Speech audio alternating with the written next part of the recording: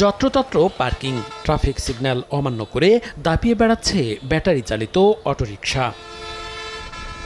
পটুয়াখালী পৌরসভার লাইসেন্সকৃত অটোরিকশার সংখ্যা প্রায় ৪,৫০০ হলেও বাস্তবে এর সংখ্যা প্রায় ৮,০০০। প্রতিদিন সকাল থেকে রাত পর্যন্ত শহরের চৌরাস্তা থেকে সবুজবাগ মোড়, নিউ মার্কেট, তিতাস সিনেমা মোড়, লঞ্চঘাট সহ সদর রোডে অটোরিকশার জট মারাত্মক আকার ধারণ করে। অধিকাংশ সময় রাস্তার অর্ধেকটা জুড়েই দাঁড়িয়ে থাকায় তীব্র যানজট সৃষ্টি হওয়ায় ভোগান্তিতে পড়েন পথচারী সহ স্কুলের শিক্ষার্থীরা।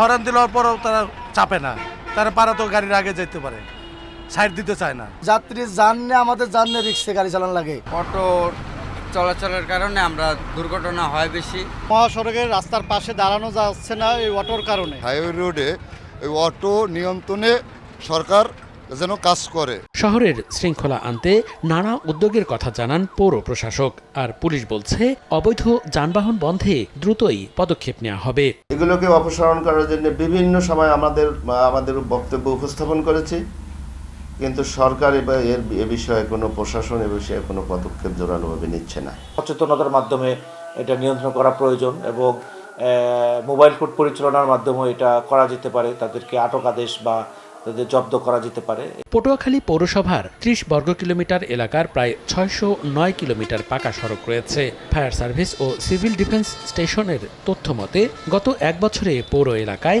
৫২টি দুর্ঘটনার বেশিরভাগই ঘটেছে অটোরিকশার কারণে। সময় সংবাদ, পটুয়াখালী।